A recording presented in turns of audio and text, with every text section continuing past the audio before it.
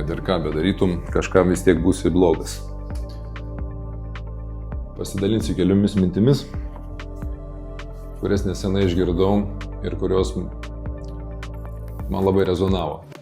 Paklausyk, ar sutinki su to.